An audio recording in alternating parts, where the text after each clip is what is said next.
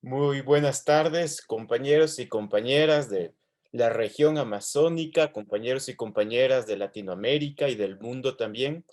Gracias por darse cita a esta mesa de trabajo sobre fiscalidad y territorios y economías alternativas. Vamos a tener un espacio con tres expositores, con un expositor y dos expositoras durante un periodo de 2 horas. Vamos a comenzar por la compañera Marcela Vieira. Ella es de Caritas, Brasil. Después vamos a continuar con Beatriz Luz del Movimiento Sin Tierra, que también es del Movimiento Economía de Francisco Eclara. Y después vamos a finalizar con Jonathan Báez, que es investigador de la Universidad Central y también es colaborador del Centro de Derechos Económicos y Sociales, que nos hará una relatoría como en forma de conclusiones de lo que se haya dicho, tanto como por las expositoras como por las intervenciones que vamos a tener después de estas exposiciones durante más o menos el transcurso de 40 minutos.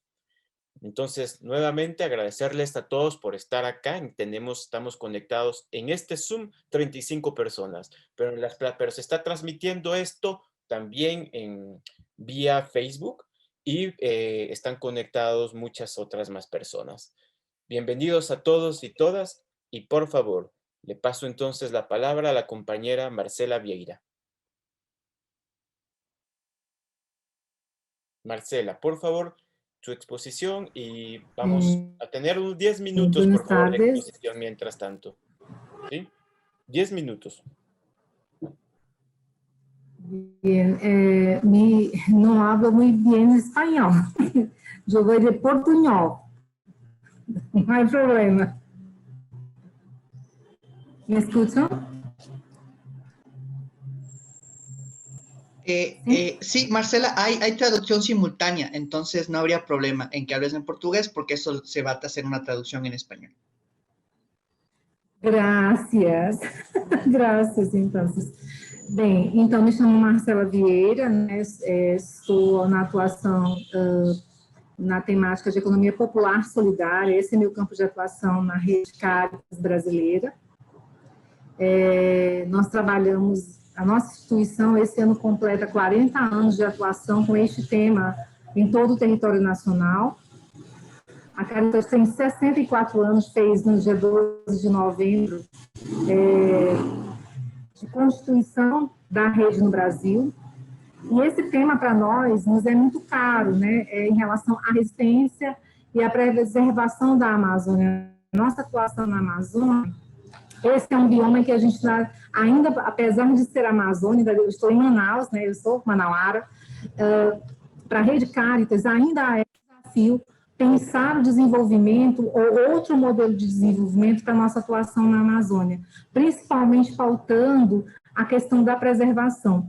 Por isso que o tema nos é caro no sentido de pensarmos alternativas, ferramentas e estratégias de um modelo de desenvolvimento que dialoga com o rio e com a floresta, né? E não um modelo que normalmente a gente importa e que não dialoga com a nossa realidade, né? Os nossos dados são gritantes em relação ao desmatamento, ao crescimento da pecuária na região do Noroeste, né, que a gente atua, o avanço da soja também tem sido bastante impactante. Então, a monocultura é algo que se fomenta bastante na nossa região nos últimos tempos. E a gente tem sentido também bastante dificuldade nesse intercâmbio, nesse diálogo transversal, principalmente com a questão da universidade, da academia. A academia precisa, de fato, problematizar, né, e aí esse diálogo também com o chamado do Papa Francisco para o encontro de Assis, e esse ano esse encontro vai ser virtual, né, vai ser online, como todos os demais, em função da pandemia, mas será uma pauta também a ser discutida em relação a essa matriz econômica e principalmente a grade virtual para os cursos de economia em todas as universidades, né? Então, assim, para nós, a nossa atuação, nós estamos com alguns projetos na Amazônia para a questão do atendimento emergencial.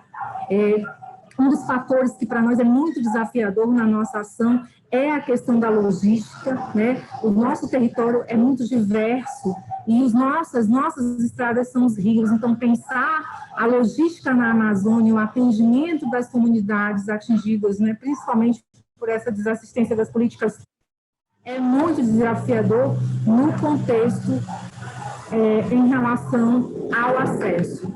Eu peço desculpas em relação ao ruído, né? Talvez seja ao lugar que eu estou. Um outro ponto, então, a logística é um fator. Nós, enquanto Caritas, a nossa ação da igreja, né, nós somos uma instituição vinculada à Conferência Nacional dos Bispos do Brasil, a ação chega aonde a política pública e a gestão pública é ineficiente, não atua.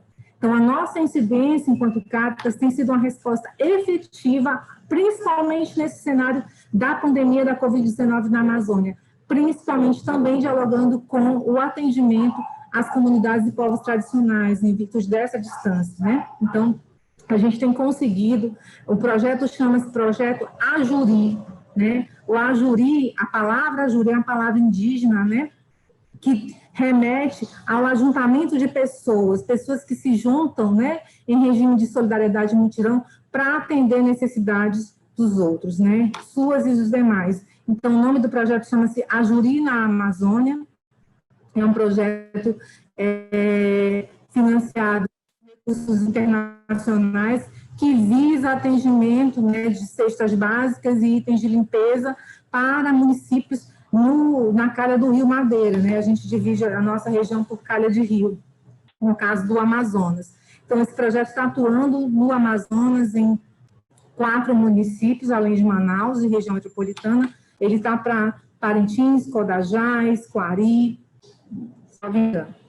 Então, essa é uma ação que a gente conta muito, né? Esse momento da pandemia para nós foi um sinal profético de que a solidariedade é um instrumento, é um elemento que é latente no campo, principalmente das necessidades coletivas, no âmbito das respostas. As nossas campanhas, a gente lançou uma campanha chamada Tempo de Cuidar, que tem sido uma campanha com umas respostas muito boas, muito qualitativas, muito efetivas, no sentido de garantirmos o atendimento a essas famílias em vulnerabilidade, principalmente, né, para o caso da região amazônica. A gente trabalhou uma campanha forte com a população em situação de rua, e nessa população em situação de rua a gente também tem um contexto que é esse processo migratório, né, por falta de oportunidade de trabalho.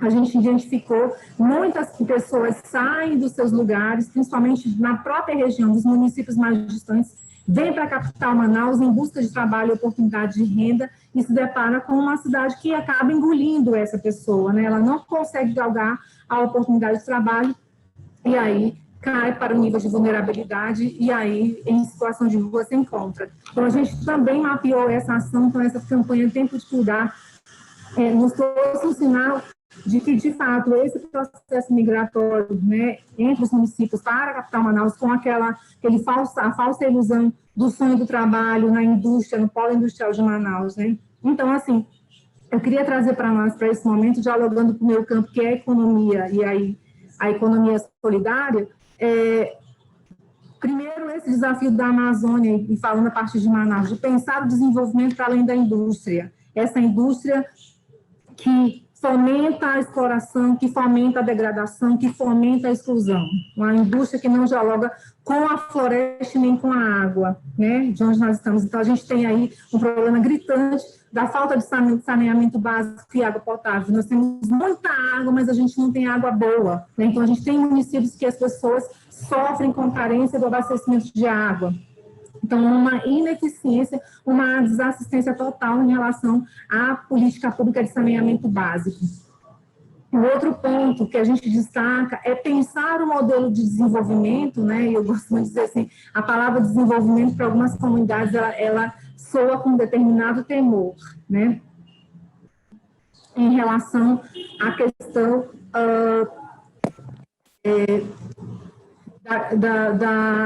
de pensar o desenvolvimento, aquele que chega com as máquinas destruindo, desmatando, sem pensar e obedecer e preservar a questão local, né? Nós tivemos aí alguns impactos causados por esse modelo de desenvolvimento. Em relação aos projetos que eu mencionei, alguém colocou aqui no chat, né? Os projetos são projetos que a gente atuou no campo emergencial, chama-se projeto Ajuri, dentro de uma campanha chamada Tempo de Cuidar. Não sei se ficou claro, o nome da campanha é Tempo de Cuidar, o nome do projeto Ajuri, que trabalhou a questão emergencial para as famílias, principalmente as comunidades tradicionais atingidas, né, afetadas pela Covid-19, né, e é no campo das cestas básicas e itens de higiene e limpeza. Foram esses os itens que a gente trabalhou em relação a essas campanhas, né?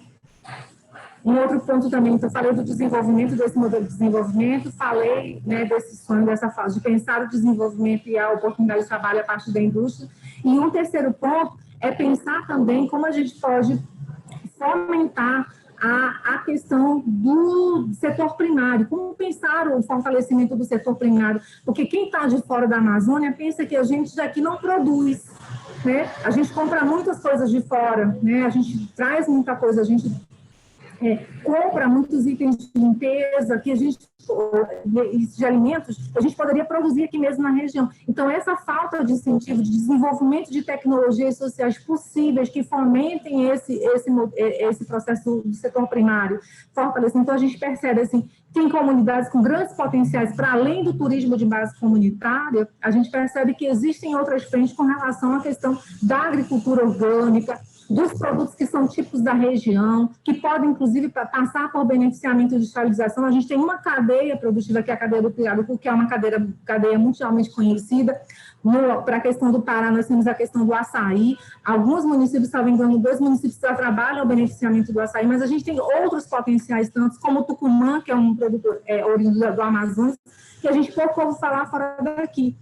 Então, penso eu que a gente poderia pensar, né, e aí muito na inquietação, de pensar modelos e matrizes de desenvolvimento local a partir da escuta do povo. O povo sabe, né, tem os saberes locais, e, no entanto, a gente às vezes esgota essa nossa capacidade da escuta do povo, né, da base. Então, e um outro fator também que eu queria destacar, no campo das resistências, são as mulheres. Para nós que atuamos na economia solidária, uma das resistências que a gente fala, né, profética, é a firmeza das mulheres. As mulheres que estão dentro dos empreendimentos, as mulheres que fazem a economia solidária, 80% delas estão nos empreendimentos. Marcela, 2 minutos. Então, tá. Fechando, então, eu queria dizer, quero, né, ressaltar a nossa participação, é importante estar nesse espaço. Peço desculpas, assim, em função da questão do idioma, talvez para alguns companheiros não seja possível a compreensão, não sei, mas, enfim, que a gente acredita muito, principalmente nesse apelo do Papa Francisco, precisamos de uma sociedade em rede, precisamos trabalhar coletivamente, conectado, cada um com o seu saber, com a sua especificidade e com a sua experiência, porque não dá mais para a gente trabalhar de forma isolada, não dá mais para a gente atuar fragmentado, ou a gente se conecta e se une para que haja de fato uma resposta efetiva ao povo, porque senão a gente vai continuar dando mais da mesma coisa e não desencadeando as mudanças que se fazem necessárias, principalmente nesse tempo. Muito obrigada, tá? E eu sigo aqui participando. Muchas gracias, Marcela. Gracias por destacar sobre todo la importancia que tiene la articulación de los distintos saberes para proponer alternativas en la Amazonía. Ahora vamos a pasar entonces con Beatriz Luz. Por favor, Beatriz, creo que está aquí en la sala. Sí, sí está. Entonces, por favor, Beatriz, 10 minutos. Muito bem. Boa tarde a todos e todas. É um prazer enorme fazer parte de uma conversa tão multiescalar como é o Fórum Social Pan-Amazônico. Eu me chamo Beatriz Luz, eu sou militante dessa vida, militante do Movimento dos Trabalhadores Rurais Sem Terra, sou também educadora popular de uma ONG, FASE Amazônia, e dentro da FASE existe um fundo de apoio a projetos coletivos e comunitários, e eu também tenho destacado dentro desse fundo. Bom, sobre o nosso tema de hoje, eu queria falar um pouco em 2 blocos. Acho que o primeiro é no sentido do diagnóstico, da crítica do diagnóstico da realidade que a gente vive hoje, né? E o segundo é o de que alternativa, né? Toda vez que a gente fala da realidade, ela parece muito sufocante por ser muito extremamente, explosivamente desigual. Então, no segundo bloco, eu queria comentar um pouco das nossas alternativas que já estão em curso e que já estão sendo praticadas no chão social do povo.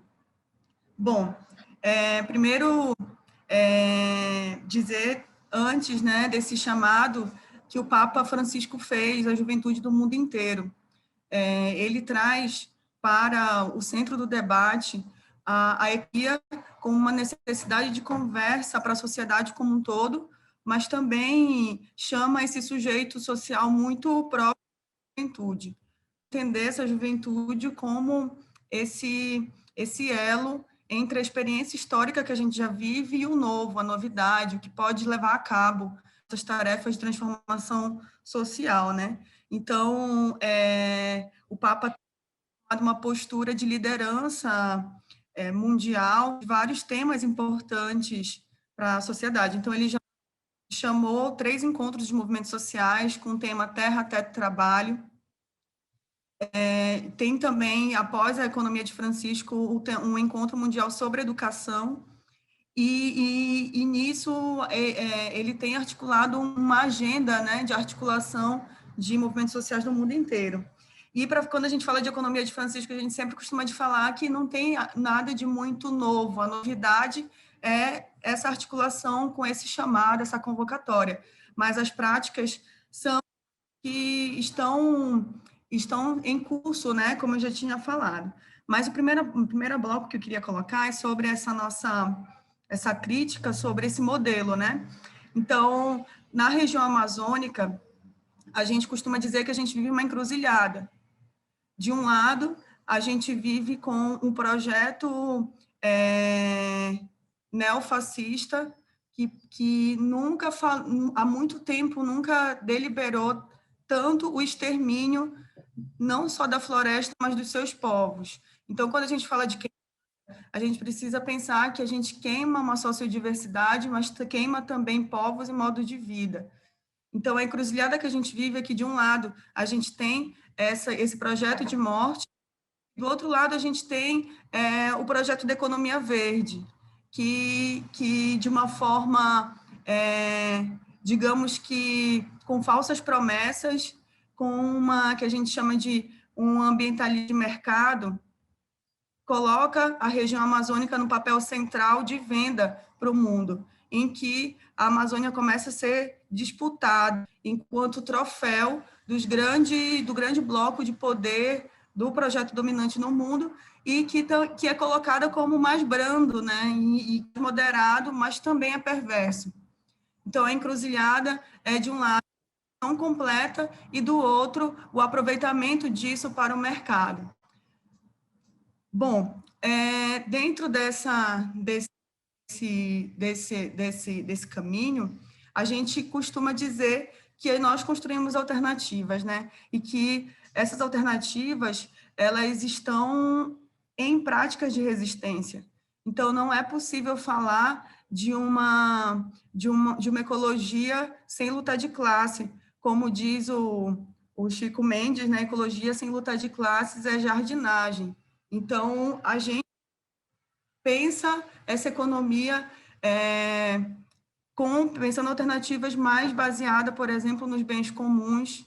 E bens comuns não é só bens naturais, né? Muitas vezes a gente considera bens comuns somente a água, a terra, floresta, também são, mas bens comuns é o que a nossa luta considera de comum. Então, a saúde é um bem comum, a educação é um bem comum, a terra é um bem comum, e o que define o que é um bem comum é a luta do povo. Então, é essa economia que a gente fala que é da sustentação da vida, que retira do lucro, o lucro como centro e coloca a manutenção da vida como centro.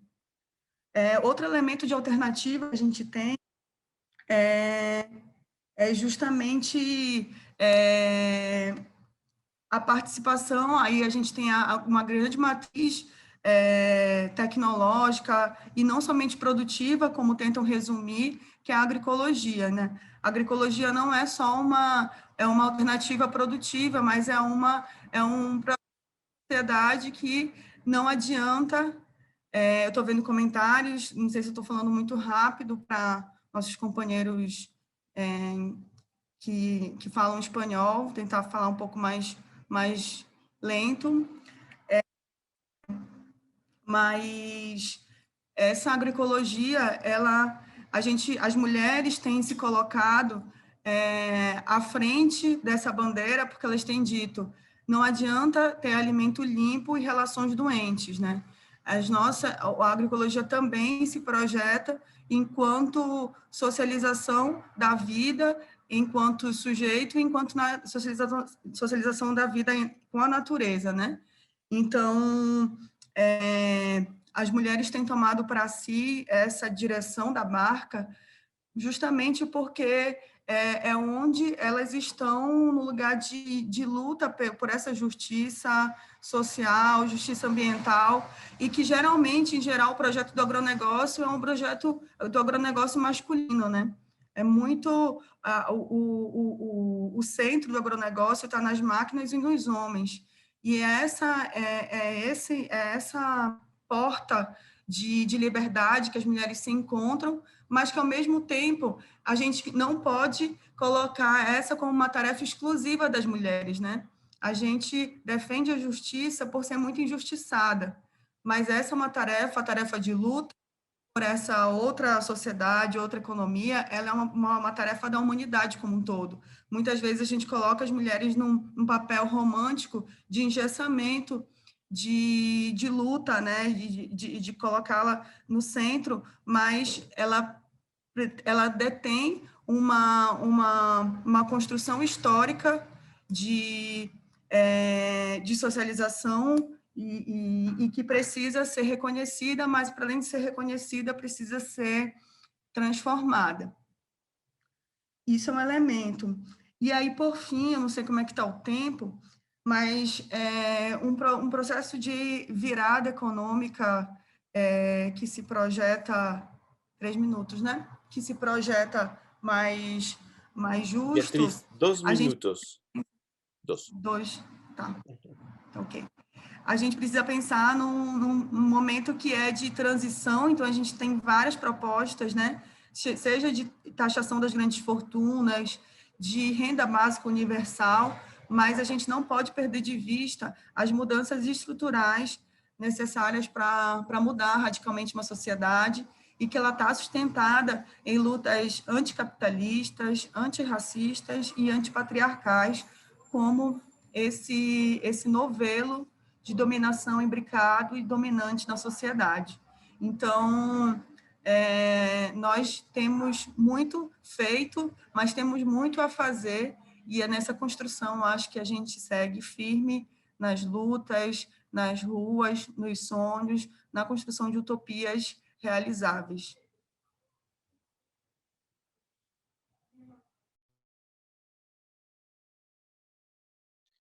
Muchas gracias, Beatriz. Gracias por destacar además el rol de las mujeres en la construcción de alternativas económicas y la perspectiva también de los territorios y multiculturales, ¿no? Quiero hacer un pequeño paréntesis para indicarles que tienen traducción. Les voy a indicar en la esquina, en la parte de abajo, voy a compartir pantalla para que puedan ver.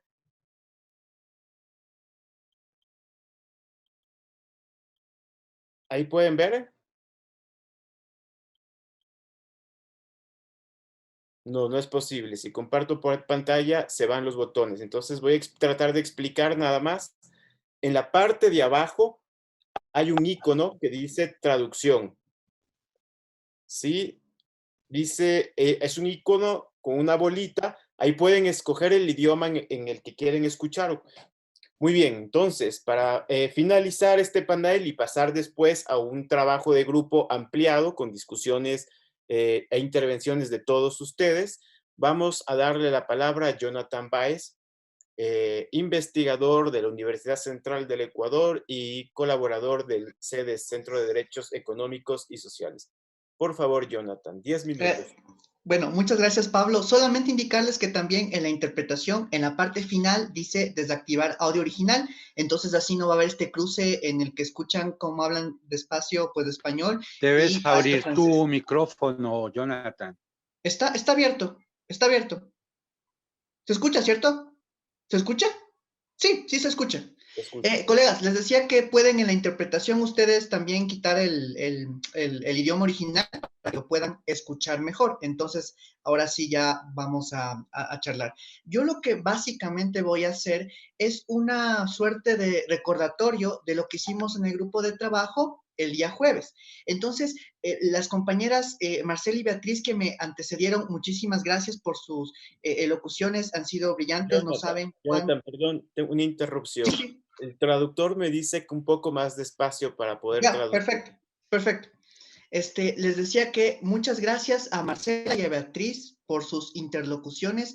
Es fundamental, es muy interesante y ustedes no saben cuánto aprendo, cuánto he aprendido en estas jornadas de investigación que finalmente Maloca pues alude a la minga de conocimientos que se está haciendo de parte de todos nosotros. Entonces, yo voy a hacer un pequeño recorderis, así que no me voy a tomar los 10 minutos, va a ser muy corto lo que les voy a hablar.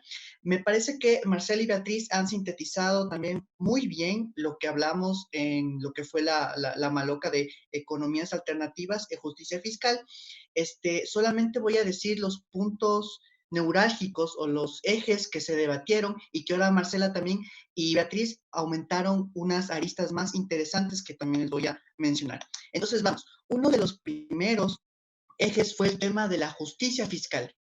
Lo que ya nos decía Beatriz, cómo la justicia fiscal está siendo siempre de alguna manera capturada por los grandes intereses de las corporaciones, de las élites económicas, en la que ciertos gobiernos otorgan privilegios tributarios a las grandes empresas y a estos actores, y finalmente quien termina pagando o haciendo un esfuerzo mayor en tanto impuestos, siempre son los menos favorecidos. Entonces, el debate ahí devino básicamente por qué es lo que ocurre con el tema de la corrupción y cómo la corrupción en realidad también está siendo parte de esta evasión y ilusión tributaria.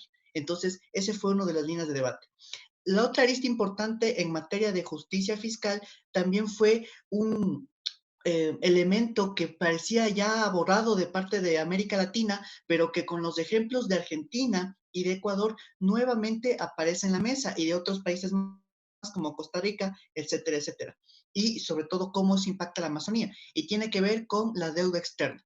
Cómo la deuda externa de los países finalmente termina afectando a toda la región y después eso puede retribuir en que sea la Amazonía el espacio en el que termine siendo cargado la falta de recursos que terminan siendo pagados en deuda externa. Entonces, ese fue otro de los elementos importantes y las aristas fundamentales.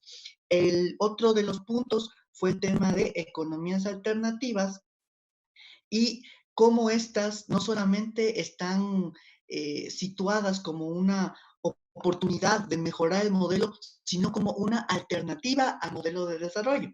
Entonces, lo que les voy a leer es un párrafo que construimos ese día para la relatoría y es este. La humanidad está en juego. La desigualdad mata y esta es generada por el neoliberalismo. Las economías transformadoras y la justicia fiscal son fundamentales para garantizar la vida, para garantizar derechos. Y ahí nuevamente deviene en cómo el concepto del ser humano es el que está en juego y también el de la naturaleza, en tanto la otredad de la humanidad, tratando de quitar el antropocentrismo en el que a veces nos situamos.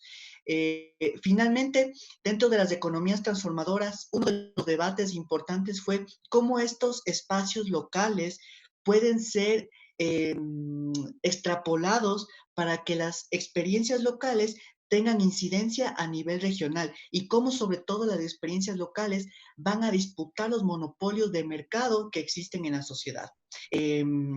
Cómo eso se va a mover ya no solamente a nivel territorial, sino a nivel global como una de las aristas importantes fue cómo las prácticas de las comunidades indígenas y sobre todo de las mujeres demostraron nuevamente su eficacia ante el acecho depredador del neoliberalismo.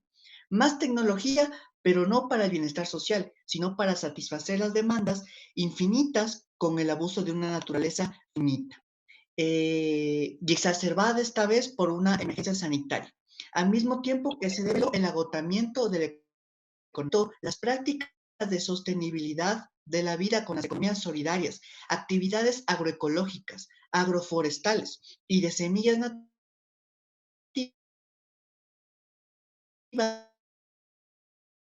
con las mediciones que comúnmente se hacen.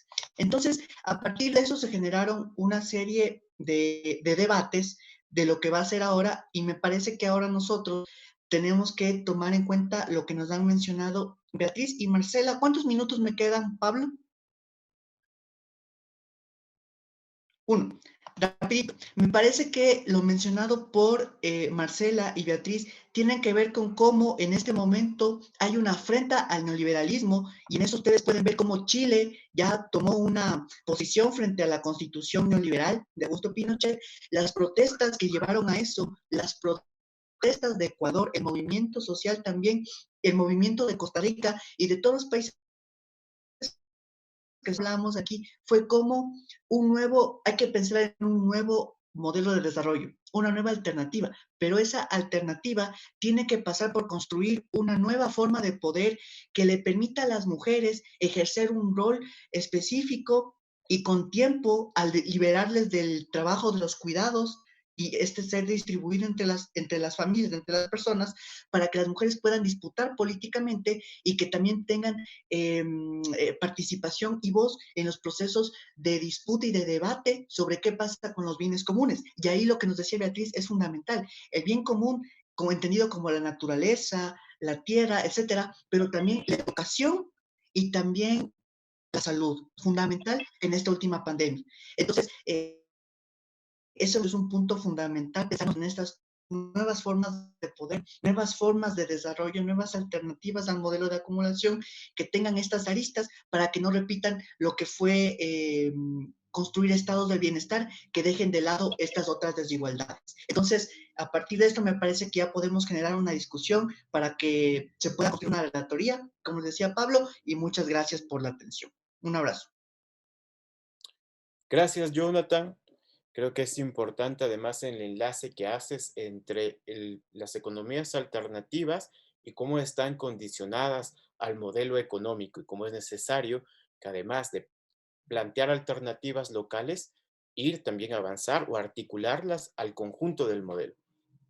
Bueno, esta última presentación, entonces en este momento abrimos un espacio de intervenciones, comentarios, también pueden ser preguntas, pero la idea es que este sea un momento de debate de los participantes. Les cuento además que el público ha ido creciendo, empezamos con 30 personas y en este momento tenemos 50 asistentes. Bueno, así que espero que sea un debate rico. La palabra queda en ustedes. Pueden ir levantando la mano por acá o si quieren pueden también pedir la palabra en el chat.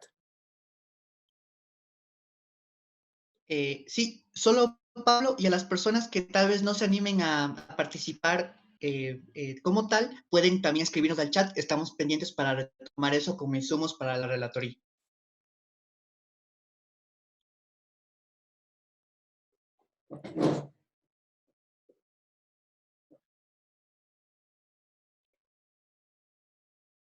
Yo ya no me desespero cuando no hay comentarios al principio porque sé que al inicio somos tímidos.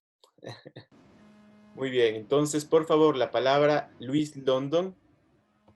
Sí, hola, les hablo Luis Fernando, les hablo desde Londres. Ya. Soy miembro de Extinction Rebellion, originario de Colombia.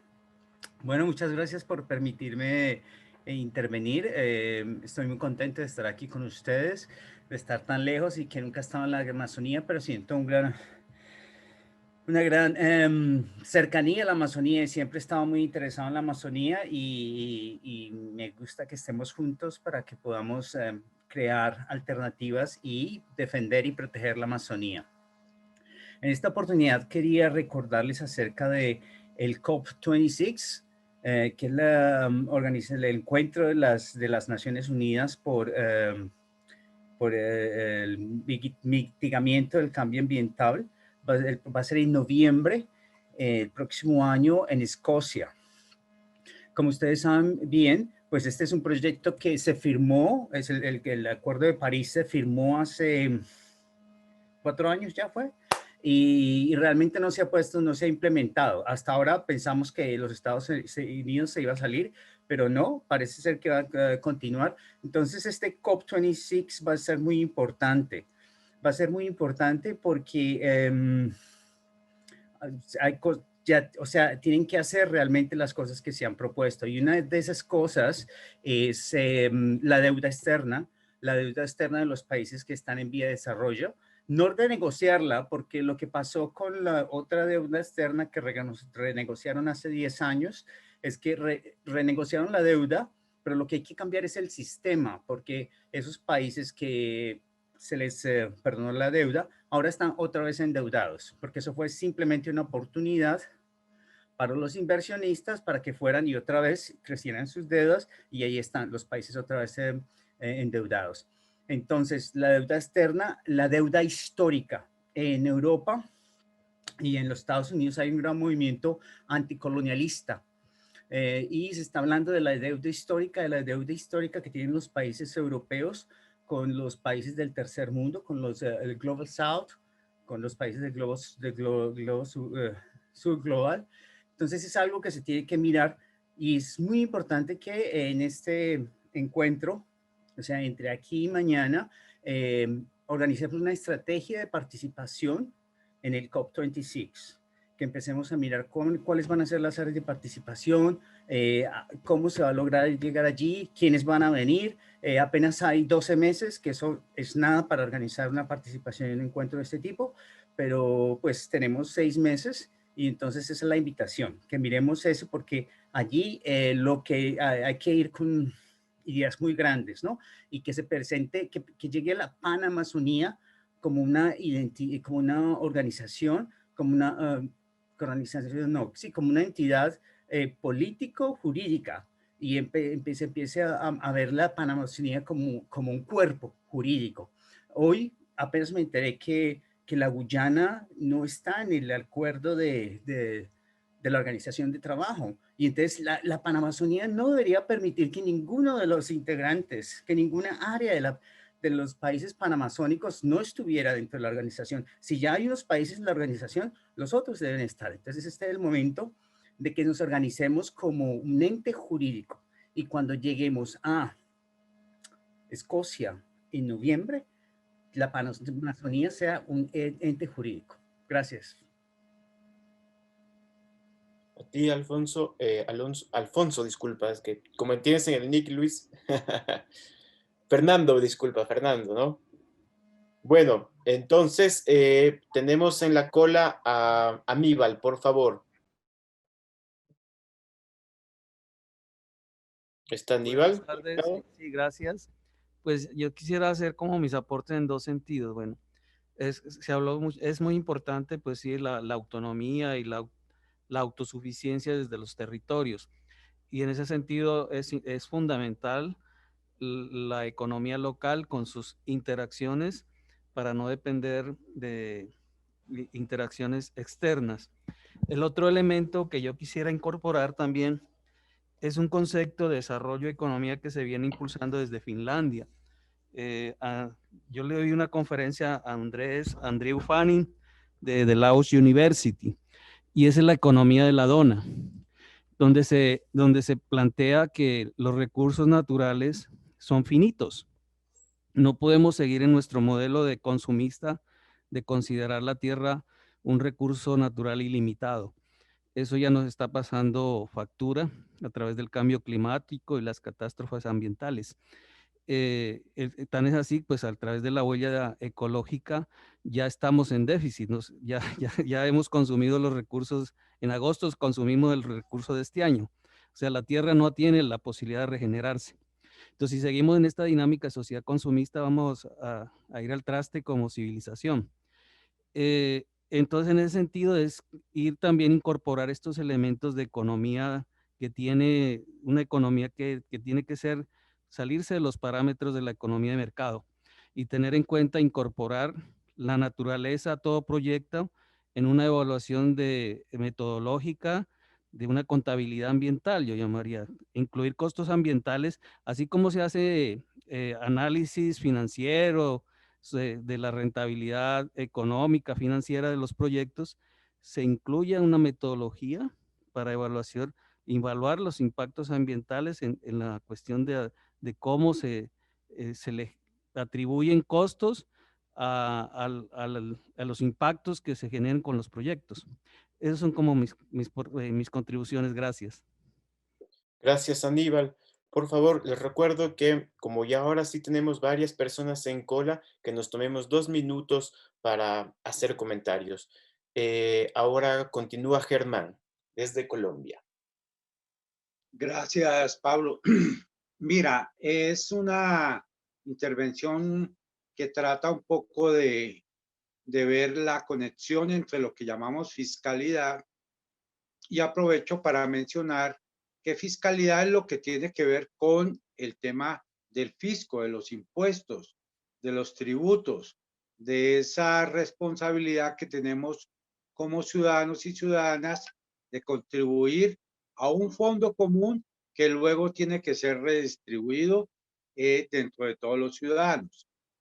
Por supuesto, ahí está el tema de la corrupción, ahí está el tema de que las empresas no hacen los respectivos pagos de sus tributos e impuestos, y ahí se genera una dificultad.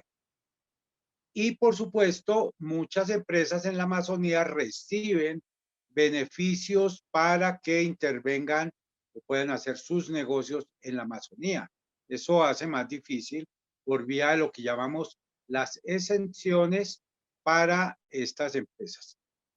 Y el tema también tiene que ver cómo se relaciona en el territorio con las economías alternativas, que no reciben ningún tipo de apoyo, que no tienen ningún prestigio dentro de la mentalidad de las personas, a las que no se les tiene confianza por considerar que no es la economía tradicional, pero que representan una oportunidad para poder empezar a cambiar el modelo económico.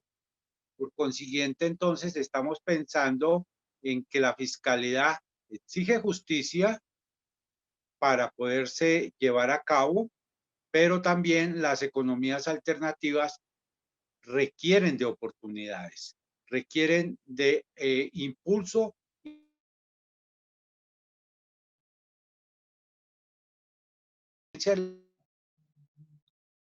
Parece que Germán se está quedando sin señal.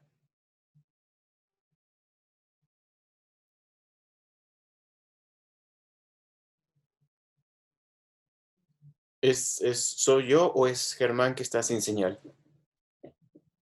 ¿Tú escuchas, Jonathan? Vale, entonces, bueno, gracias. No, Sí, me confirmas, se- Jonathan, se fue la señal de Germán, ¿verdad? No fui yo, listo. Entonces, Germán, por favor, puedes retroceder unos 20 segundos atrás que no se perdió la señal. No te escuchamos. Vale, ¿ahí me están escuchando, amigos? Perfecto, sí.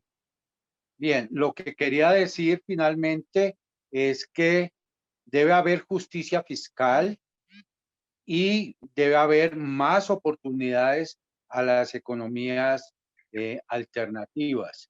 Por una parte es un tema de justicia en la sociedad, y por otra parte es que tomemos una decisión de apoyo a estas nuevas formas de hacer economía. Gracias. Solamente eso. Gracias, Pablo. Muy amable. Gracias, Germán. No tenemos, todavía nadie ha pedido la palabra, entonces por favor pueden hacerlo. Mientras tanto, Triana Forero pregunta, ¿qué tiene que ver la fiscalidad o en qué consiste? Entonces también para que puedan responder los panelistas, si ustedes quieren, ¿qué tiene que ver la justicia fiscal con la Amazonía? Me parece que es una buena pregunta. No sé si quieren intervenir los panelistas.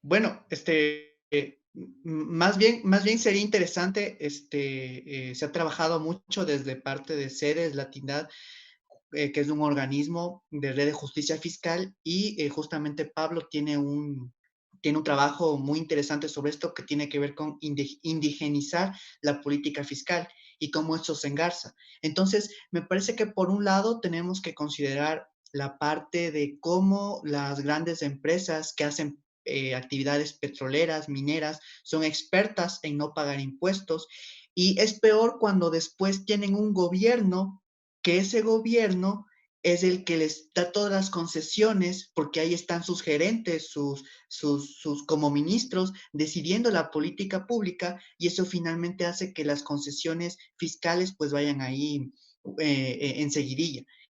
En cambio, ¿qué ocurre con las personas común y corrientes que no podemos tributar? Entonces, cada vez que estas empresas dejan de pagar sus impuestos, eso se traduce en que hay menos centros hospitalarios, hay menos presupuesto para educación, hay menos presupuesto para atender emergencias sanitarias, hay menos presupuesto para atender lo que ocurre en Amazonía también, lo que ocurre con las escaseces, con las dificultades, los límites, es decir, hay menos recursos y dinero como para que el Estado cumpla su rol de garantizar derechos. Entonces me parece que ese debe ser el punto fundamental. ¿Cuál es la alternativa? Hay que disputar grandes fortunas, hay que generar impuestos que les cobren más alto a los ingresos más altos, un impuesto a la riqueza, al mismo tiempo una lucha sin cuartel de parte de los estados hacia los territorios que son lugares en los que los ricos esconden sus recursos, los paraísos fiscales. Entonces, eso es sumamente importante también. Y me olvidaba mencionarlo dentro de lo que fueron las alternativas. Un gran debate fue cómo las escuelas, cómo un proceso de formación de economías alternativas y de justicia fiscal es, y que recupere también dentro de esto la cosmovisión de la Amazonía, la cosmovisión indígena, es fundamental dentro de los procesos formativos que pueda hacer el FOSPA. Entonces, eso también es un punto, y hasta ahí me quedo yo para no ocupar la palabra. Gracias, Jonathan. Marcela Beira, por favor, usted había pedido la palabra. Nós estamos aqui em Manaus, no contexto político, então tem muita zoada na cidade, minha gente, se der alguma interferência. Mas eu também queria contribuir nessa pauta, nessa provocação. Eu reafirmo o que o Jonathan coloca, né, da taxação das grandes fortunas, mas também quero destacar a contabilidade social ambiental. Muitas empresas se instalam na Amazônia, exploram a Amazônia e não deixam a contabilidade dos seus recursos ou os tributos que poderiam ser investidos na Amazônia, eles são revertidos para o sul, sudeste e centro-oeste, muitas vezes, essas grandes indústrias. Um outro ponto é como utilizar melhor o Fundo Amazônia, né? Nós temos o Fundo Amazônia, que muitas vezes não apoia projetos de fomento e sustentabilidade de projetos de desenvolvimento local na Amazônia, né? Então, é uma disputa sempre nas grandes instituições que acabam ficando no monopólio. E um outro ponto também é no campo da incidência política. Eu penso que nós precisamos também unificar uma pauta com relação a essa questão da compensação ambiental. Nós precisamos dessas empresas que vêm e exploram, principalmente a questão das hidrelétricas, das mineradoras, né, que causam grande impacto ambiental, exploram a biodiversidade da Amazônia, e simplesmente a gente não percebe aonde que esses investimentos eles vão, para onde que vão, na verdade, né? Então, eu penso que no campo da incidência política, as instituições que atuam na mobilização popular, na organização do povo, na formação, a gente precisa se apropriar disso, dessa informação, a gente precisa se apropriar dessa questão da contabilidade social ambiental, nós precisamos se apropriar dessa questão mesmo dos investimentos e recursos que essas indústrias, nesse campo da contabilidade social, que poderiam investir em projetos e programas na Amazônia, eles não fazem, né? Isso a gente tem exemplo aqui na Zona Franca de Manaus, e talvez o Amapá também seja a mesma coisa. E, por fim, pensar no campo da sustentabilidade dos projetos, como é que a gente também pensa uma relação de manutenção para além do recurso internacional. A gente precisa também educar e fomentar a sustentabilidade das nossas ações, porque também, quando a gente executa projeto, a gente fica naquele tempo da execução do fomento, depois do projeto acaba, a ação também descontinua. Essa é uma situação que a gente vivencia muito. Obrigada. Muy bien, gracias. Marcela, Beatriz, por favor.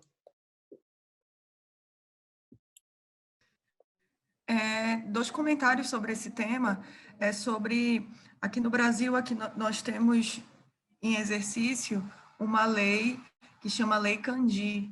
Essa lei isenta de taxação de impostos na exportação os produtos, os itens de produtos primários da região. Um dos itens que mais lucra com a Lei Candir é a mineração.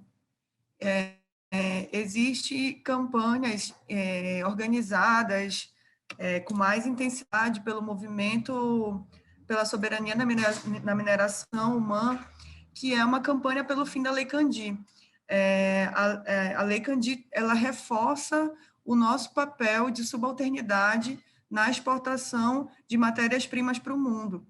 E a isenção de taxação dessas matérias-primas nos coloca novamente, né, mantém um papel estrutural nessa sociedade que nos colocou como colonizados permanentemente nesse projeto do capital.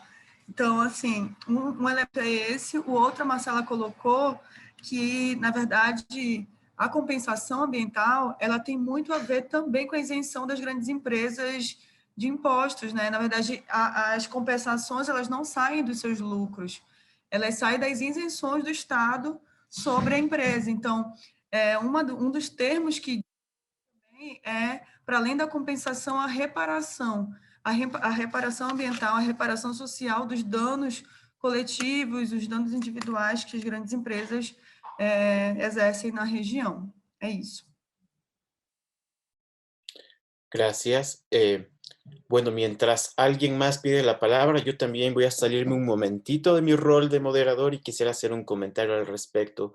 Yo creo que la fiscalidad tiene que ver, la justicia fiscal tiene que ver con la Amazonía, porque este modelo económico, los modelos económicos de América Latina, dependen de la explotación y la superexplotación de la naturaleza y de la fuerza de trabajo de las personas. Particularmente, el déficit fiscal se cubre mucho con la extracción de recursos naturales. La deuda externa se paga con la extracción de recursos naturales. Entonces, cuando la deuda externa crece, los países necesitan explotar o ya saben que van a necesitar explotar más minería, explotar más petróleo, que además está ubicado en nuestros países en gran parte de nuestra Amazonía. Y por eso es importante. En otras palabras, cuando no tenemos recursos fiscales alternativos a los recursos naturales, hay más presión sobre la Amazonía. Por eso decimos que si es que logramos que las grandes corporaciones, que los segmentos más ricos de la población paguen lo justo, entonces también le vamos a poner menos presión a la Amazonía y vamos a poder encontrar alternativas de recursos más justas y más ecológicas. ¿Alguien más, por favor, que quiera pedir la palabra? Si alguien está pidiendo que lo haga mediante el chat porque me cuesta ver cuando alguien alza la mano. Creo que está la mesa, Lower. Mesa amazónica. Mesa amazónica pidió la palabra. Ajá, muy bien, sí. Mesa amazónica, por favor. Ya, acá. Acá, Heraldo. Buenas tardes, soy Heraldo Vallejo y estoy hablando desde Mocoa, Putumayo. Estoy escuchando que hablan de la fiscalidad y de la dependencia del desarrollo de la Amazonía con respecto a la necesidad inversión extranjera, de la presencia extranjera en la Amazonia. Yo pienso que ahí hay que definir posturas. El inversionista extranjero, el empresario capitalista, no invierte en la Amazonia para ayudarnos a la gente de la Amazonia. Ellos invierten en la lógica del capital, invierten para multiplicar sus riquezas y tienen unos cómplices que son los gobiernos locales, regionales y nacionales para llevarse los recursos y burlando la fiscalidad. Esos gobiernos son cómplices de los empresarios extranjeros. Por la vía de la fiscalidad no vamos a lograr nada. Yo pienso es que tenemos que construir territorios autónomos con economía propia, dado que muchos, yo no sé, todos los proyectos de desarrollo en la Amazonia los podemos construir con nuestros recursos en la lógica de la vida, de la sostenibilidad, sin depender de las migajas que nos podrían tirar los empresarios extranjeros, toda vez que esas migajas se las roban los políticos, los gobiernos. Yo pienso que ahí hay que definir posturas, una postura de comunidades autónomas con nuestros recursos para construir comunidades autónomas. Nosotros tenemos los medios, no somos países pobres, somos países empobrecidos. Existen potenciales fiscales suficientes para financiar las empresas que desde la Amazonia podríamos, con el enfoque de la vida, sacar adelante. Entonces, por eso no comparto eso que están hablando de la fiscalidad, pensando en seguir dependiendo del capital. El capital va a llegar con su lógica de reproducción de sus ganancias en detrimento de los intereses de la Amazonia. Entonces, pensémonos en una Amazonia capaz, con potencial, dispuestos a aprovechar autónomamente nuestros recursos, pensarnos el modelo de desarrollo y, como decíamos en otra intervención anterior o en el día de ayer, nosotros los humanos, los animales, los árboles, somos uno solo y tenemos que ser armónicos en la vida y para eso no necesitamos la fiscalidad aspirando a vivir de las migajas que nos tire el capital. Muchas gracias. Bueno, Bien, muchísimas gracias por el comentario. pero es que es una. Bueno, el compañero ha planteado que la fiscalidad podría ser, es una vía, pero no necesariamente la correcta, sino que porque incluye, digamos, un modelo económico donde participa el capital pagando impuestos. Creo que lo entendí así. Entonces, no sé si alguien quiere responder a eso. Por favor, entonces, continúe con la palabra, Luis. Hola, ¿qué tal? Sí, Perfecto. escuchando al compañero en Mocoa, qué rico era Mocoa, nunca he estado allí, me gustaría mucho estar con ustedes allí. Yo estoy aquí encerrado en mi apartamento porque estamos en cuarentena y estoy solo por 3 meses. Bueno, no sé si ustedes hayan escuchado hablar bueno, en los Estados Unidos ellos están hablando del New Green Deal. Y eso es lo que están en los países del norte del New Green Deal, que es básicamente crear una nueva economía verde basada en energía renovable. Pero en Sudamérica, especialmente un grupo que se llama la Asamblea Latinoamericana por el Medio Ambiente, con los que me he empezado a contactar a través del Internet en estos días de confinamiento, ellos están hablando a ver, ¿cuál es la traducción en español? La traducción es el trato es medio ambiente verde para el sur, o sea, es más o menos como lo que están haciendo los demócratas en los Estados Unidos, pero aplicado para el sur. Entonces, no sé si ustedes ya hayan empezado a trabajar en ese proyecto, que es cómo se va a organizar, cómo proyectan ustedes. Hay que pensar en corto, mediano y largo plazo. Entonces, este deal es como para un mediano plazo, o sea, ¿cómo vemos la Amazonía en el 2030? Y cómo va a ser esa economía y cómo va a ser esa relación fiscal, esa relación no solamente fiscal, pero más importante es jurídica. Por eso yo empecé a hablar de jurídica, porque primero para hacer un ente, para que le cobren impuestos a uno, tiene que tener un ente jurídico, ¿no? O sea, yo, Luis Fernando, pues a mí me cobra el Estado impuestos como Luis Fernando. Si yo formo una compañía que sería Amazonas 2030, por ejemplo, entonces ya pagaría yo impuestos como Amazonas 2030. Entonces, es lo que yo decía es que la Panamazonía, todos pueblos panamazónicos organizarse como un ente jurídico y hacer un plan para que lo presentemos en Escocia el próximo noviembre. Gracias. Muy bien. Entonces, continúa ahora Marcela, por favor. Y se prepara después Mesa Chivada.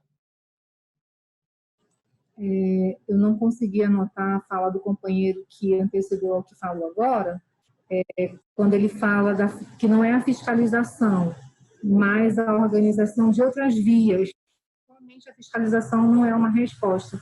E eu queria concordar com a afirmação que ele coloca, e eu acredito muito nisso, a partir, inclusive, de alguns escritos do professor Boaventura Santos, quando ele diz que essa organização, essa resposta, esse atuar de transformação, ele é local, é do local para o global, e não do global para o local. Então, quando a gente pensa, né, essas alternativas que nos deem um caminho na contraposição do modelo que está posto, né, porque, como falou, inclusive, a Beatriz, né, é um sistema que está posto e é viciado, né? Então, ainda que a gente tenha legislação, ainda a gente tem esses marcos legais que respaldam a questão das fiscalizações, esses recursos eles voltam para um cofre público que pauta o interesse do grande capital, do grande mercado e dos grandes empresários, né? Quanto nós, enquanto sociedade civil, enquanto entidade de apoio, né, desses empreendimentos das UPAs na Amazônia, como a gente pode, que é aquilo que eu falava anteriormente, né, pensar uma ação em rede que fomente o desenvolvimento local e de resistência e de protagonismo das comunidades. Nós temos um caso concreto, eu queria só falar, vamos entender um pouquinho. Nós temos uma comunidade quilombola no interior do Maranhão, do estado do Maranhão, no município Piqui da Rampa. Eles iam ser afetados por um linhão de energia que ia sair cortando a comunidade, derrubando árvores históricas. O que essa comunidade fez? Se juntou em resistência e não cedeu à pressão do grande capital, das empresas de energia que queriam passar o linhão e destruir a comunidade com o linhão, e aí vem toda essa modernidade, né? E a resposta do presidente, né, quando eu fui conversar a respeito dessa situação, o que ele nos diz? Marcela, aqui a nossa contraposição ao desenvolvimento é o quê? A organização de base e o envolvimento das pessoas. Então, eu penso e acredito muito nisso, que a organização local, a união de todas as forças, é possível dar respostas efetivas. A gente só precisa pensar como isso pode acontecer, não de maneira isolada, mas de maneira coletiva e em unidade. Obrigada. Gracias, Marcela. El nick que dice Mesa Chivada, por favor. Continúa usted. Se prepara Sergio Chaparro. ¿Mesa está aquí, Mesa? Bueno, si no, mientras se conecta, entonces podemos darle la palabra a Sergio Chaparro desde Washington o desde Colombia, Sergio. Hola, Pablo. No, desde Arbeláez, Cundinamarca, aquí en Colombia. Estoy ahora aquí, desde Arbeláez. Pero pues, bueno, primero que todo, saludarlos y saludarlas y agradecerles la posibilidad de compartir algunas reflexiones en este espacio.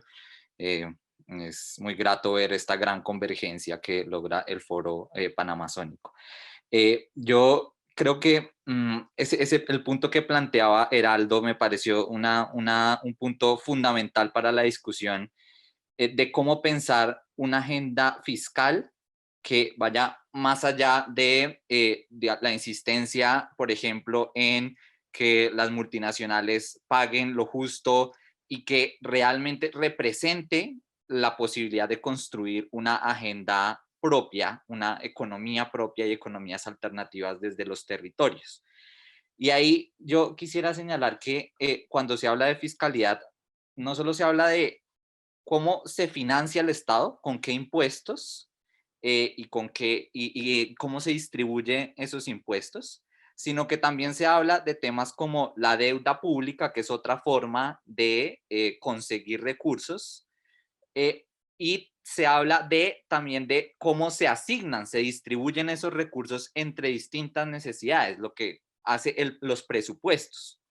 Entonces, entendiendo eso, yo creo que la discusión sobre la fiscalidad desde los territorios abre la puerta para pensar cómo realmente las comunidades indígenas, las comunidades campesinas, las comunidades afrodescendientes pueden estar representadas en la política fiscal.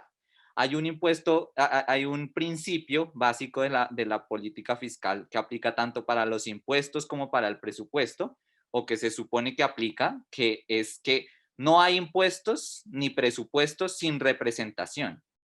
Pero el tema es si realmente están representadas las comunidades amazónicas, los pueblos indígenas, en la forma en que se hace la política fiscal. Y yo creo que esa es también la reflexión que es importante abrir. Cómo los procesos por los cuales se deciden el uso de los recursos a nivel del Estado nacional, los estados locales, pueden realmente reflejar la visión de las comunidades. Yo creo que ese punto es esencial.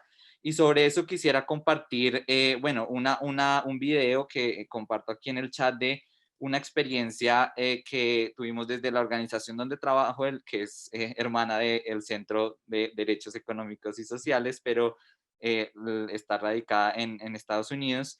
Y es un diálogo con personas de comunidades afrodescendientes y pueblos indígenas para tratar de pensar lo que significa una fiscalidad desde su perspectiva, que comparto aquí en el chat.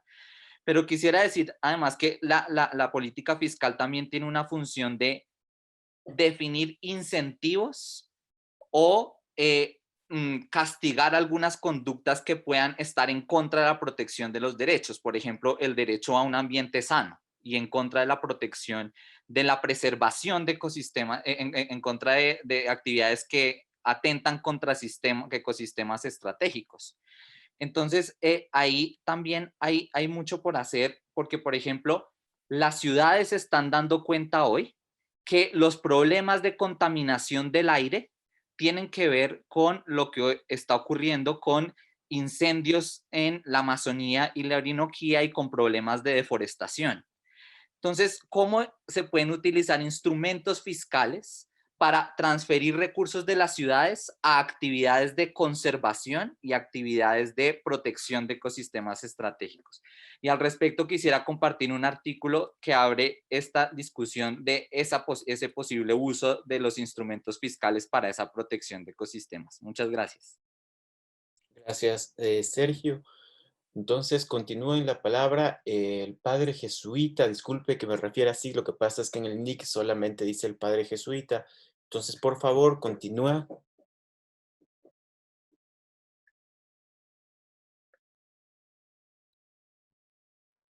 ¿Está ahí el compañero que se identifica como el padre jesuita? Hasta que se conecte, entonces ahora sí ya está aquí mesa chivada, entonces por favor, continúe usted.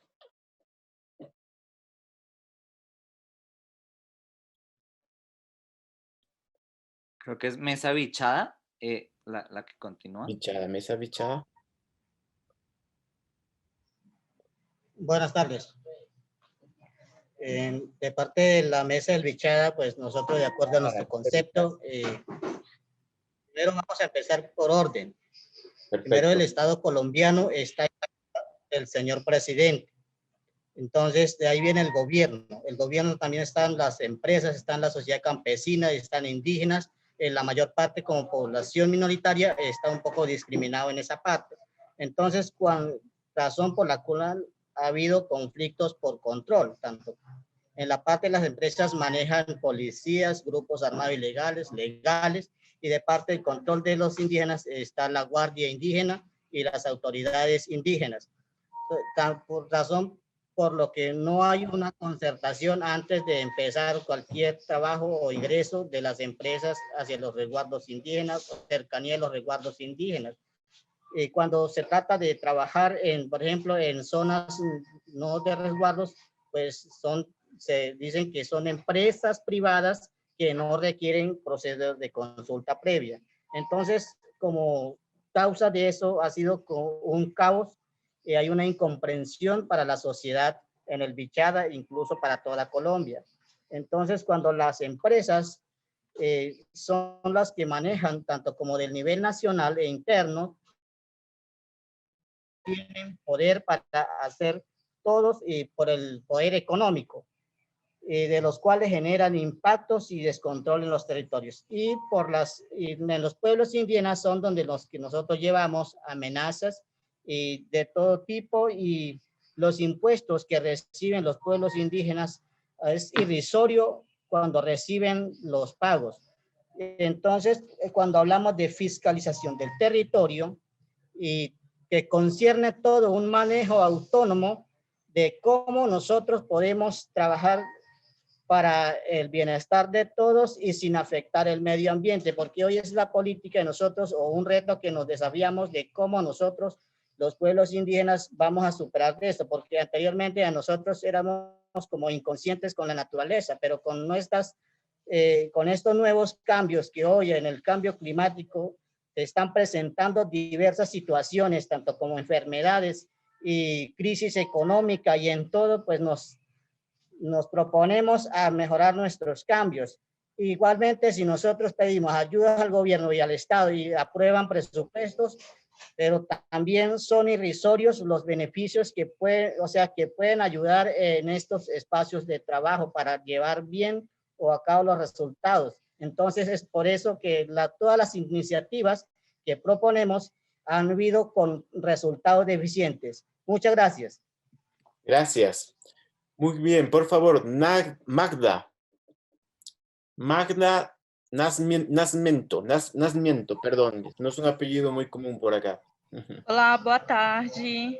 Eu gostaria de colocar algumas questões que estão ocorrendo aqui no Pará, né, também, em comunidades quilombolas do Moju, que estão sendo ameaçadas, né, por conta de várias empresas que querem implantar gasodutos, estradas, inclusive uma estrada que vai cortar 23 municípios do estado do Pará, e desses municípios, muitas comunidades quilombolas, ribeirinhas, da agricultura familiar camponesa, né? Então, a gente está se organizando e mobilizando em luta. No entanto, essas empresas elas conseguem cooptar muitas das famílias que estão passando por grandes necessidades nessas áreas, que sempre foram muito abandonadas pelo poder público, né, pagando quantias, né, mensais a essas famílias. Né? É como se fosse, tipo, a pessoa não tem nada, ela vai e aceita uma quantia que dá pelo menos alimentação para ela. Né? E o que acontece? Está tendo uma luta política dentro das associações, dentro da Casa Familiar Rural, né? Nessas comunidades quilombolas da região do Baixo Tocantins, Moju. Né? Então, a gente vem falando aqui dessa necessidade da gente fazer a fiscalização, dessa necessidade da gente se organizar, mas também a gente tem que falar da necessidade de um apoio mútuo, né, de um apoio internacional para essas questões, porque é difícil a gente lutar sozinho. Aqui na Amazônia, como vocês sabem, aqui na Amazônia brasileira, né, Pará, como vocês sabem, muitos dos nossos lutadores estão sendo assassinados, né, cotidianamente, e são ameaçados cotidianamente. Então, esse fórum, ele lança a oportunidade da gente criar um apoio, né, internacional em relação a isso.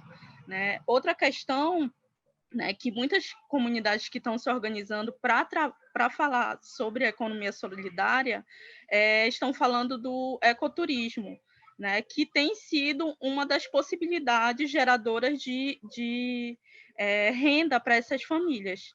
Né? Então, nas comunidades de Moju também tem o ecoturismo.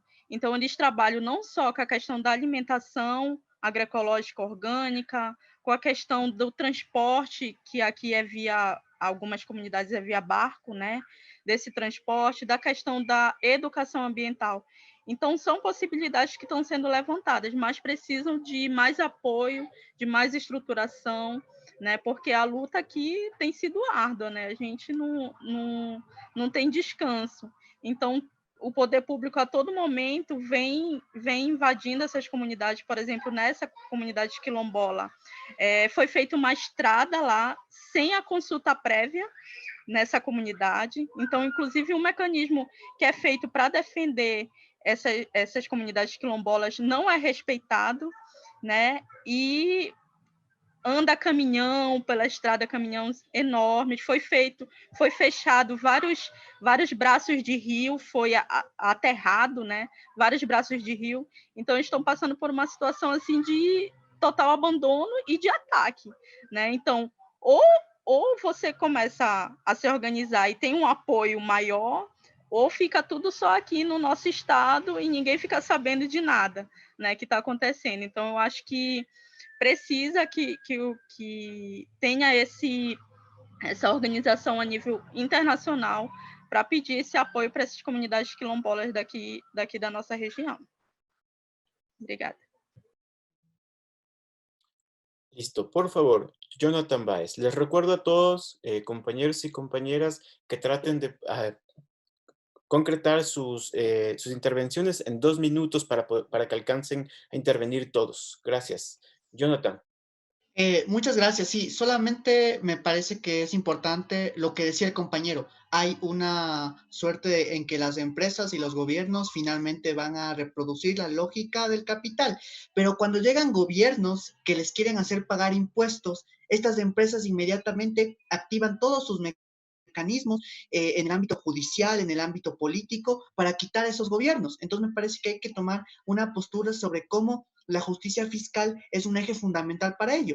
Por ejemplo, cómo si es que se quiere formar una empresa en la comunidad amazónica, ¿cómo se va a financiar? Necesita de un apoyo vía crédito y eso se obtiene vía justicia fiscal. Qué injusto que terminemos los más pobres pagando para que se mantengan esos procesos cuando en realidad los ricos no están pagando nada. Entonces me parece eso como importante. Segundo, hay una experiencia en Ecuador muy práctica de cómo la economía popular y solidaria sacó sus productos, y es que el Estado les obligó a los supermercados en sus perchas a poner a los productos en primer lugar de la economía popular y solidaria y a venderlo como tal. ¿Cómo se financió eso? Con recursos del Estado. Entonces, para todo eso es imprescindible que haya justicia fiscal, que se cobren las grandes fortunas, que exista una progresividad en los impuestos, se necesita como tal para el financiamiento de esto de aquí. Para obtener escuelas y colegios en las comunidades amazónicas también se necesita de esto. Para financiar que se mantengan los conocimientos propios se necesitan de recursos y eso también se hace con justicia fiscal. Entonces me parece que esta es una arista a considerar y a ser sumamente concebida como una forma también de atacar la lógica de acumulación por sobre los estados de bienestar social y general y de bien común. Eso. Bien. Nelson Enríquez, continúa usted.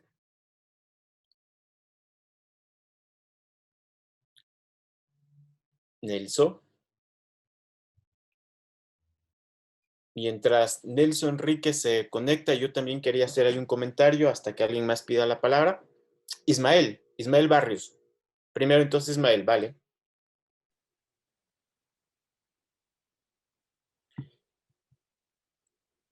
Ismael, el micrófono.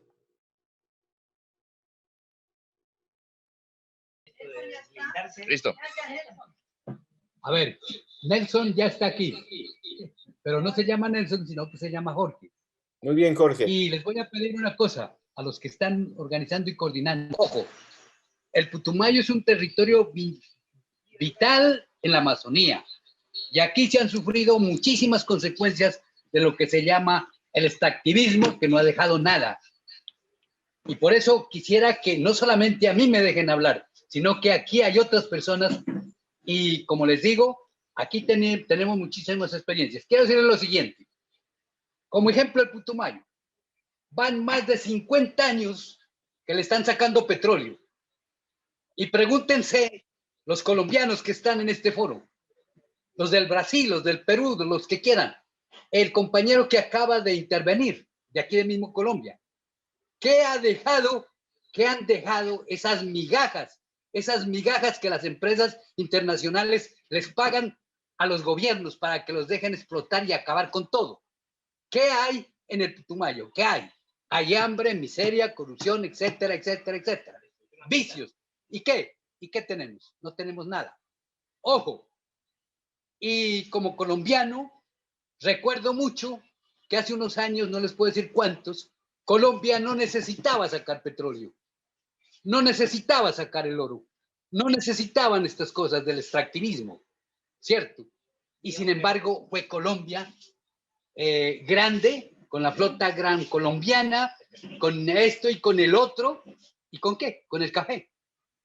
Ojo, eso es una mentira, ¿sí? Es una mentira, es un presupuesto que ya se ha aforado muchísimo y que en todas las naciones pobres, y especialmente las que tienen alta riqueza debajo del suelo, se les dice que ese es el único campo y el único camino del desarrollo. Mentira. El extractivismo no ha hecho desarrollo. Y como les vuelvo a decir, si quieren, vengan al Putumayo y verán cómo está el Putumayo. ¿De qué ha servido? Además, teniendo en cuenta que lo que pagan las empresas extranjeras, y lo digo especialmente por la explotación petrolera, es una migaja. Es una migaja. Y esa migaja, ¿cierto? Que si la manejara yo o los compañeros de aquí fuera distinto, pero si comienzan a manejarla, esa migaja, los funcionarios, los del gobierno, de aquí, de allá, regional, departamental, nacional, todo esto se vuelve contratación y esa contratación pasa por los contratistas y entonces todo eso no llega nada al territorio que se ha dañado. Y como hablamos de eso, hoy cuando tenemos encima el calentamiento global y encima de eso la pandemia del COVID-19, etcétera, etcétera, ¿qué es lo que ha pasado? Y serán capaces las empresas y el extractivismo de acomodar la naturaleza como estaba. Quisiera que me respondan a eso.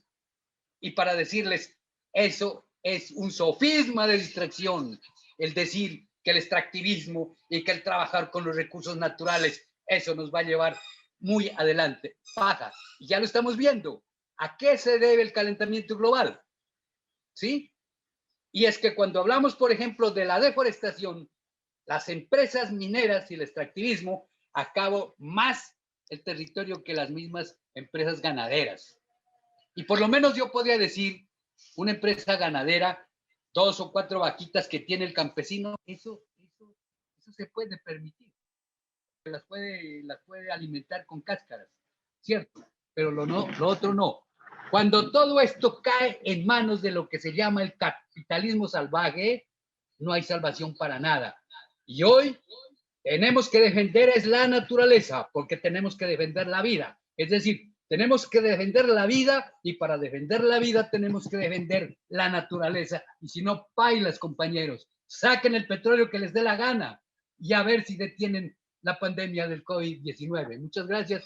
Y aquí está un compañero que quiere terminar o no, que queremos que nos den participación porque este es un foro, y es un foro de la Panamazonía, de la Amazonía, y el Putumayo es Amazonía colombiana, y quizá uno de los sectores más interesantes aquí en Colombia. Sí, soy Silvio López. Sabemos que la Amazonía, todos los países estamos en una posición de extractivismo. ¿Por qué estamos reunidos ahora los que estamos en el foro del FOSPA?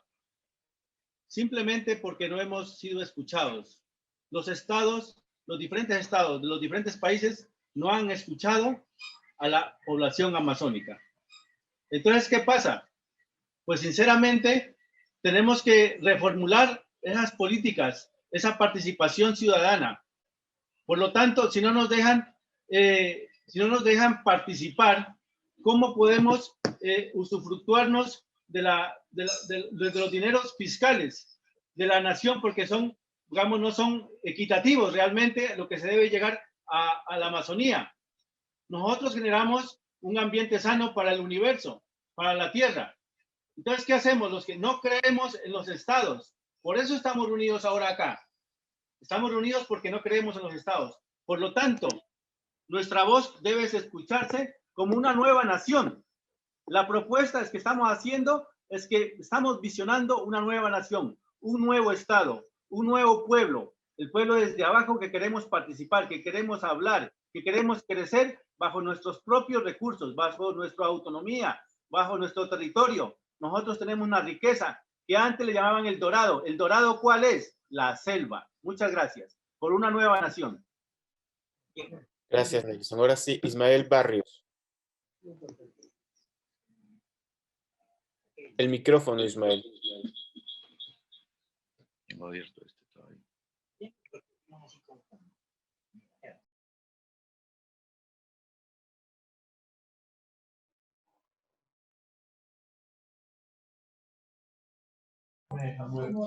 Ismael, ¿dónde está el audio? Por favor, dale activar audio porque no aparece el micrófono. Gracias. ¿Ahí me escuchas? Ya hay sonido. Ok. Buenas tardes. Primero que todo, darles gracias por este espacio de participación. Yo soy artista plástico e investigador independiente y tengo reflexiones y quisiera compartirlas. La primera es que la invitación es que nosotros nos debemos apropiar de nuestra constitución, la cual hará que a partir de ellas podamos hacer una agenda y efectivamente desde ahí hacernos muy fuertes. Si no la hay, creo que debemos hacer un planteamiento de todas estas inquietudes y cómo las podemos llevar a una constitución, ojalá que albergue digamos, a todos los países amazónicos o inclusive a ahondar más allá de ellos. La segunda es que tenemos que tener presente que nosotros tenemos un enemigo muy grande, un depredador brutal, que se llama Estados Unidos. Nosotros siempre le echamos la culpa a nuestros presidentes, claro, siendo ellos corruptos, pero ellos son la mano derecha de ese imperialismo, de esa colonización tan brutal que se ha vivido en Latinoamérica. Si nosotros somos conscientes de esas políticas, que ellos lo único que han hecho es devastar y ser unos depredadores de nuestros recursos naturales, nosotros podremos atacar con mucha más eficiencia todas aquellas cosas y todas aquellas cosas que nos han atacado y nos han abrumado como sociedad. Quiero compartirles que no olvidemos que Estados Unidos es un país colonizador, que una de sus armas fue eliminar al nativo de Norteamérica. En Colombia hemos visto cómo han asesinado a nuestros líderes para callar sus voces. Entonces, desde ahí invito a todos para que nos hagamos sólidos con nuestra constitución y que si no la hay, hagamos una agenda y hagamos y planteemos una constitución para defendernos todos. Eso es todo, muchas gracias. Gracias, Ismael. Pues hasta que alguien más pida la palabra, yo quiero contarles la experiencia de Ecuador. En Ecuador hemos conformado un grupo de trabajo indígena sobre justicia fiscal y con ellos hemos llegado a conclusiones que a mí me parece que son bien interesantes para este foro. Y una primera cosa es que nosotros partíamos de hacer estas consultas sobre justicia fiscal suponiendo que el interés era en cobrar más impuestos a las empresas extractivas, pero haciendo las consultas con los movimientos, el movimiento indígena y en los territorios, casi la respuesta era siempre la misma. Decían, no queremos que las impuestos extractivas paguen más, sino lo que queremos es que se vayan del territorio. Y queremos que el país deje de depender, el Estado-nación deje de depender de los territorios y los recursos naturales que están sobre las diversas nacionalidades del país, las diversas nacionalidades indígenas. Y al contrario, había como otro tipo de interés. Un grupo como de propuestas que nosotros las clasificamos como propuestas desde la perspectiva ecológica indígena.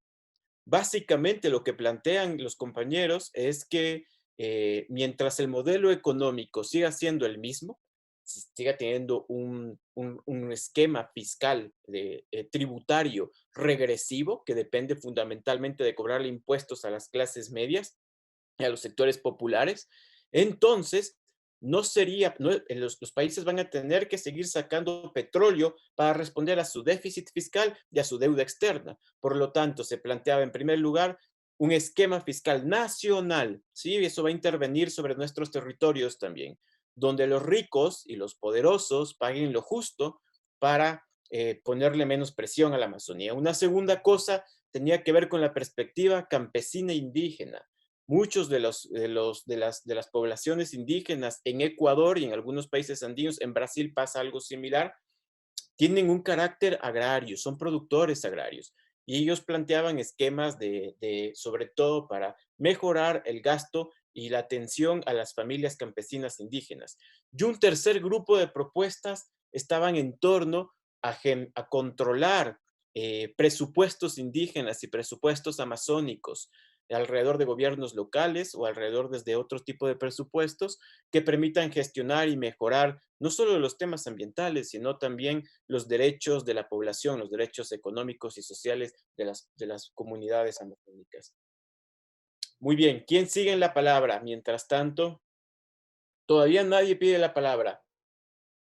Les voy a enviar un insumo, un documento que hemos escrito con el grupo de trabajo indígena sobre justicia fiscal de Ecuador para que lo puedan revisar. Les voy a poner en este chat. ¿Quién se anima? Tenemos apenas 15 minutos antes de cerrar esta mesa de trabajo, entonces aprovechen si quieren intervenir. Germán, por favor.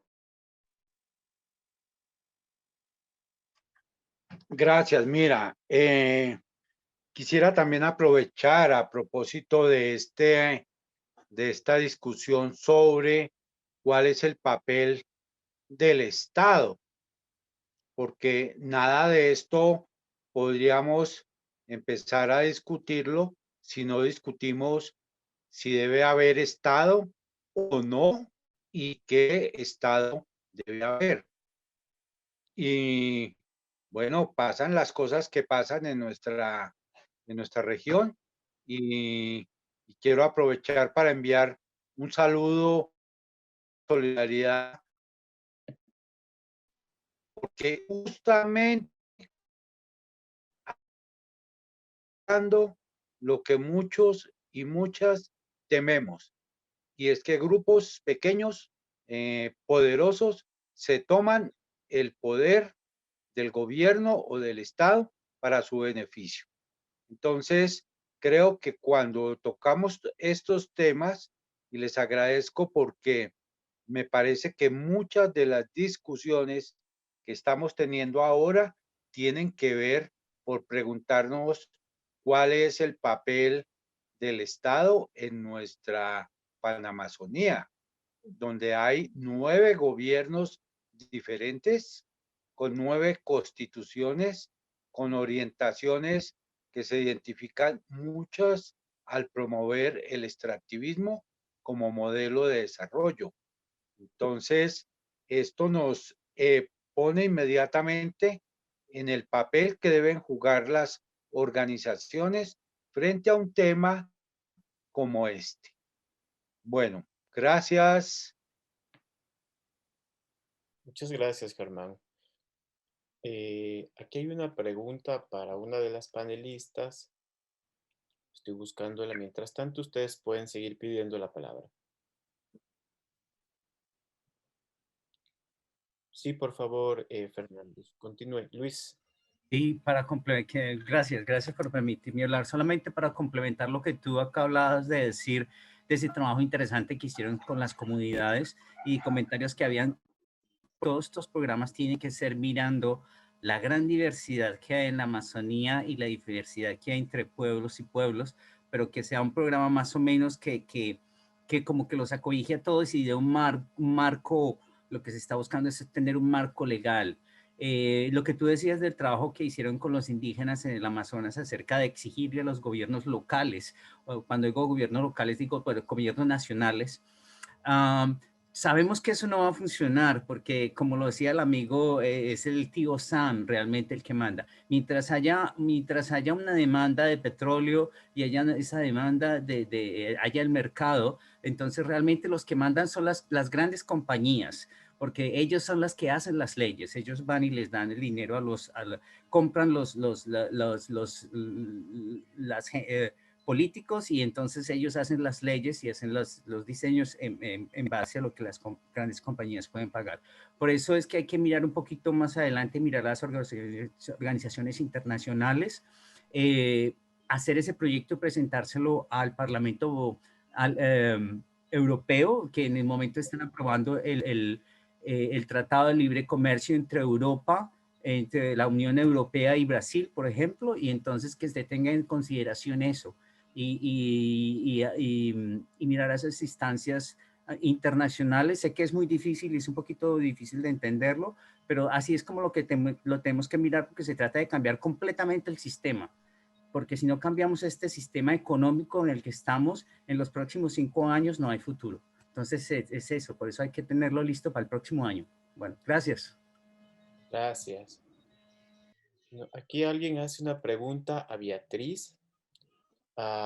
Preguntan si es que puedes hacer una lista de más propuestas de economías alternativas para su territorio. No sé si está por aquí todavía Beatriz. Muy bien, entonces, como tenemos unos 10 minutos antes de que se termine esta mesa, pero yo creo que si es que ya nadie pide la palabra, podríamos ir cerrando. Entonces, no sé si Jonathan, tú podrías hacer recoger un poco los criterios para ir cerrando este espacio. ¿Alguien más quiere pedir la palabra? ¿Y usted? Compañeros, saludarlos desde Colombia. Mi nombre es Carlos López Descanse.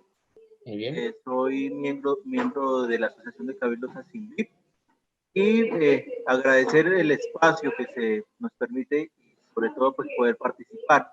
Nosotros, como lo manifesté en el chat, pues estamos orientando el fortalecimiento del sistema de economía propia, partiendo pues que somos pueblos indígenas y además de eso nuestros mandatos y procesos de gobierno propio están enfocados a fortalecer esos sistemas.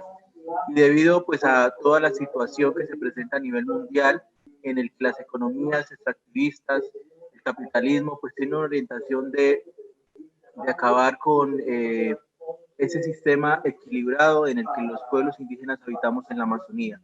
Por esa razón nosotros pues estamos invitando, instando a todos estos sectores, a todas estas instituciones a fortalecer esos sistemas de economía propia, solidaria, en razón a cada una de esas particularidades con las que se viven en los territorios. Para el caso nuestro, contamos con muchas especies promisorias que son de uso de alimentación y también se pueden utilizar para otros propósitos. Este es el planteamiento que nosotros como pueblos amazónicos, en cierta medida, queremos llamar a el fortalecimiento de los sistemas de economía propia y, en cierta medida, la defensa y aprovechamiento de los recursos de manera sostenible, de acuerdo a esa cosmovisión que se tiene como pueblos, que es el uso adecuado, racional y, sobre todo, la defensa de los territorios. Entonces, esa es nuestra apuesta y, de hecho, aprovechamos esa oportunidad también para, en lo posible, aunar esfuerzos con los demás actores e instituciones para seguir logrando este propósito. Muchas gracias. Bueno, desde Putumayo, Santiago nos dice que debemos reunirnos para protegernos de las multinacionales que nos quieren terminar. Las comunidades indígenas queremos tener vida para nosotros y los que vienen. Además, les comento que ya mismo inicia la otra reunión. Aquí tienen el link para conectarse a la nueva mesa. Esa plenaria es... no, perdón, esta es para la plenaria, no es una nueva mesa. Y la plenaria inicia a las 4 de la tarde, entre 4 y 5, y ahí tienen el link para conectarse en el chat. Ismael, ¿quieres decir algo? Ismael, por favor. ¿Me escuchas? Sí, se escucha. Mira, se me olvidó decir lo último, que nosotros debemos tener muy presentes y hacer un poquito de memoria. Recordemos que Estados Unidos, implantando sus políticas en Latinoamérica,